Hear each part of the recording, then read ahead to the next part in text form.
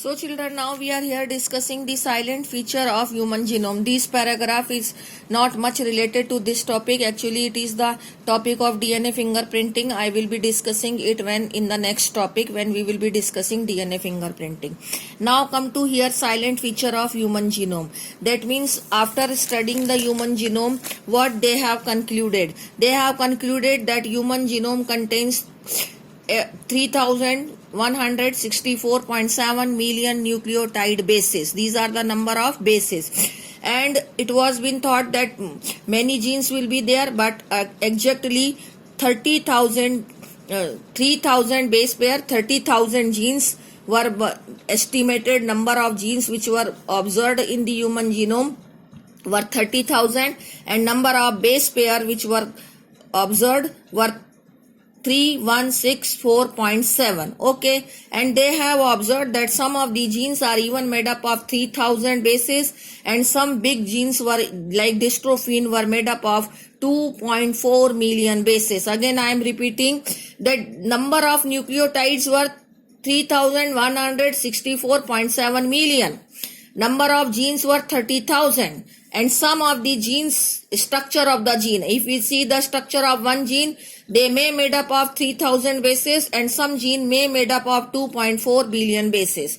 After that it is here coming that it was thought that gene number is 80,000 to 1.5 lakh tak 1,40,000, but the total genes were 30,000 only. After that it was observed that only 50% of the discovered part is functioning, and rest of that is functions are not known. Whatever the discovered, out of that the function of 50% part is only known, and rest of the functions of the discovered part of the discovered genes is not known.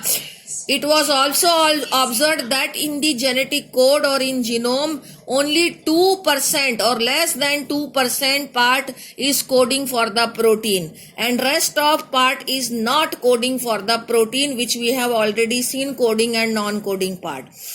After that, on the DNA there are various repeated sequences are there. Repeated means the sequence of nitrogenous bases like CGAC, CGAC, CGAC. I am just giving the example. That means the various sequences are repeating many times. Okay, very large portion of the human genome is possessing the repeated sequences. And these repeated sequences are actually not directly coding for any protein. Okay, but they are very important in DNA fingerprinting that we will be discussing in the next topic. It was also seen that the chromosome number 1 has most genes, that is 2968 genes, and Y has very few genes, that is 231 gene only. It was also observed that the structure of the DNA of one human is different from the other. Only at 1.4 million location it is different just by one nitrogenous base, and this is called as polymorphism. And what type of polymorphism? Single nucleotide polymorphism.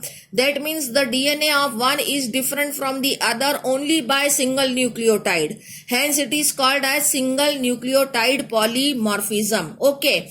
Repetitive sequence and these polymorphism and all these terms will again come in DNA fingerprinting. There it will be more clear to you. Now we are here coming to the application and future challenges.